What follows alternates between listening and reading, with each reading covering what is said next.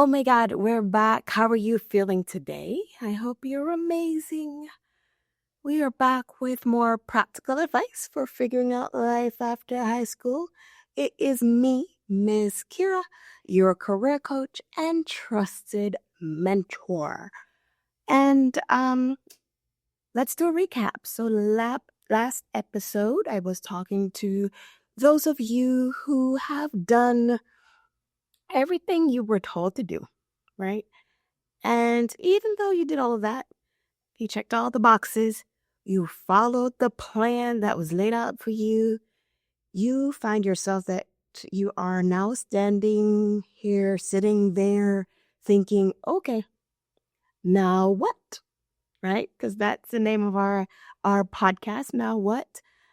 Because you may be feeling directionless, maybe even a little uninspired to say the least.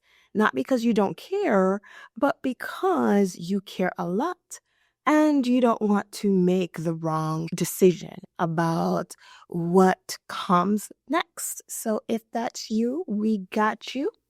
And that's what we're going to be talking about today.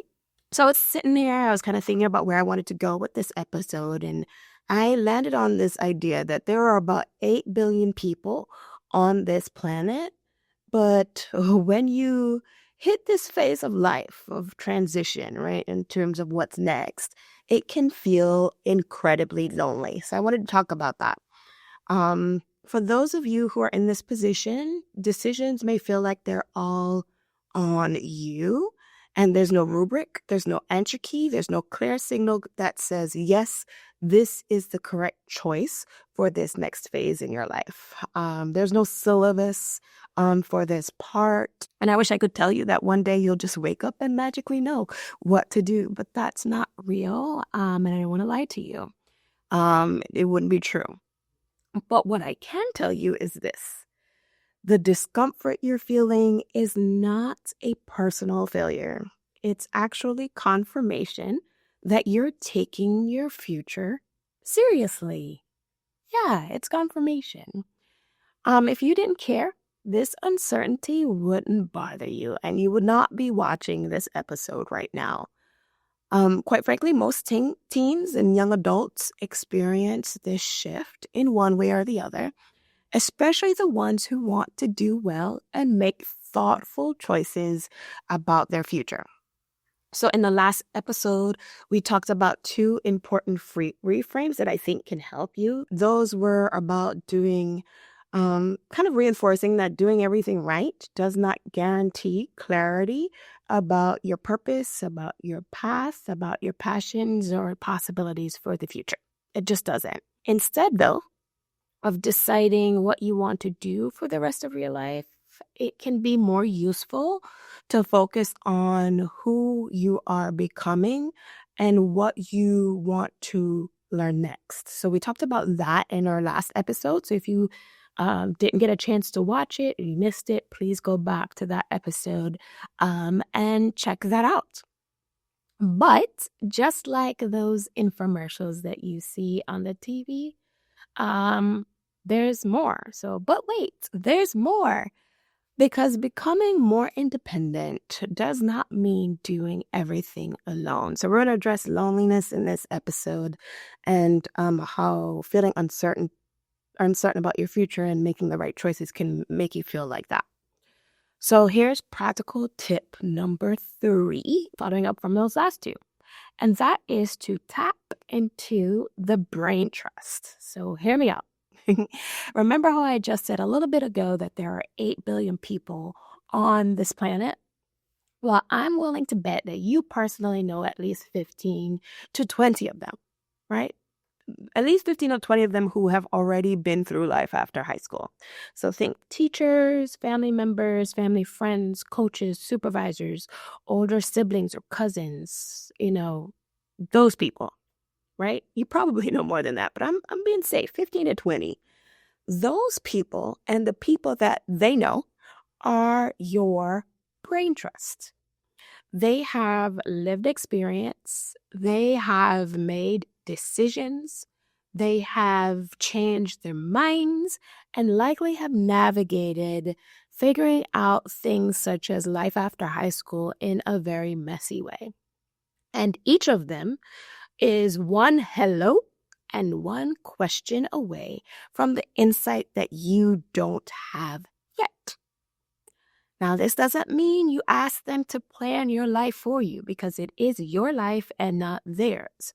But what it does mean is that you let their stories give you ideas, not career answers, just learning ideas, environment ideas, direction ideas, ideas.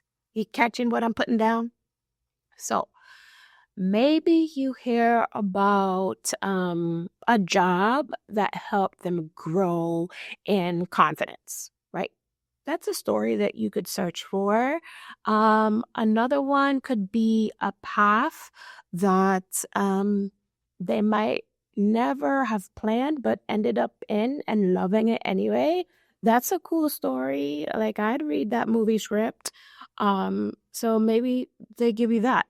Or they could talk about a choice that um, they maybe stressed over or stressed a bit with, and tossed and turned over, that in the end they kind of realized didn't really matter as much as they thought, and they can share that insight with you. Or maybe an environment that helped them grow into the person that they are now. There's a plethora of lived experiences that this brain trust could provide you that could help you with your next steps. What I'm saying is that learning when and how to ask questions of people in your sphere of influence is part of adulthood. It is probably one of the most underrated skills there is. Somewhere along the way, many of us learned that asking for help means that we are behind, that we're supposed to have it all figured out on our own, that if we ask questions, it means we are somehow not ready. None of that is true. None of it. Okay? Growth has never been about doing it alone. It's never been a solo process, even when it looks like that from the outside. Trust me, I'm speaking from experience. So if you're wondering maybe what to ask, I have a few simple questions you can start with. But honestly, the questions you are already thinking about, that you have been mulling over in your brain, but feel nervous to say out loud, those are probably the best ones. So I would encourage you to start there. But in case you need inspiration, here's a few that you could ask. Okay. That's one is, what did you think you wanted to do when you were my age? And then kind of go a little further and say, what actually happened, right? Tell me about your journey. You could ask them which decisions after high school ended up mattering the most, right? That might clear up some myths about this whole kind of career planning, life planning transition piece that you're in right now. Another question: did you first plan to work out, or did you change directions? Right? A lot of people change directions, and some people actually, stick with their first plan. But like, ask that question. Another one. What do you wish you hadn't stressed about so much back then? Mm, you might find that you're really not alone with where you are right now. What skills? Skills are big. What skills did you use every day in school and out of school that, are beneficial? What did school not really teach you that you are utilizing right now? Learn from that. What experiences really helped you grow the most? So tap in to your brain trust to figure out if there are career paths or experiences that they wish they knew more about, or that they had that they found was beneficial, and that might serve as ideas. And you can even use your brain trust in this way to kind of ask if they would be willing to introduce you to someone who has a job that you could learn more about, that you maybe haven't heard of before. That's a valid way to use your brain trust. You don't need to ask all of those questions. Again, I was just trying to throw some things out to inspire you. And I also think that you have some in your brain already that are probably due asking. You don't need to schedule 10 meetings. You don't need to have a 5-year plan. One conversation is probably enough to create a possible next step. Because clarity doesn't come from sitting alone trying to think harder or longer. It comes from exposure, from stories, from ideas, from learning how other people navigated uncertainty before you. Okay? Your job right now is not to have all the answers. Your job is to ask better questions and to take one small step forward. That's how I would say adulthood actually works, and maybe adults kind of give a bad rap or a facade that okay, this is the guidebook and the playbook, but honestly, there's no syllabus, there's no playbook. It's one step at a time. And so that brings me to practical tip number 4, which now that I'm thinking about it, should really have been practical tip number 1, because it's arguably the part that matters the most. Before the questions, okay? Before the questions, before the planning, before the next step, you have to be willing to admit where you actually are right now, okay? I'm not asking you to be dramatic. I don't want you to do it in a dramatic way, but I want you to do it in an honest and vulnerable way. A lot of the weight you're carrying right now comes from trying to sound like you've got it together. And you may not feel that way. You might be feeling unsure, and you might be doing that quietly, and you might be doing that by yourself. And that pressure builds when everything kind of stays like in your head, right? Because you're trying to figure it out all up here. So start here. Okay. Practical tip number 4. Pick one person you trust, and say what you're feeling and thinking out loud. Like say, I'm trying to figure out my next step and I don't have it all sorted out yet. Admit that. Say it out loud so other people can hear. Then ask the question that usually is underneath all those others. What do you think I should be thinking about right now? Like, what should I do? Like, say that. Ask that question. Don't think that that's maybe a cheat code, right?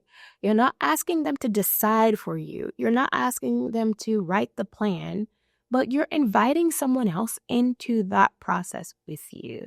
And something shifts when you do that. The loneliness eases, the uncertainty can feel a bit lighter, and the next steps stop feeling like it's something that you have to carry alone. Okay? If you can't think of someone that you can be that vulnerable with, remember that we're here. You have Lifehouse, okay? You have me. You can schedule your career coaching appointment, and it's for free.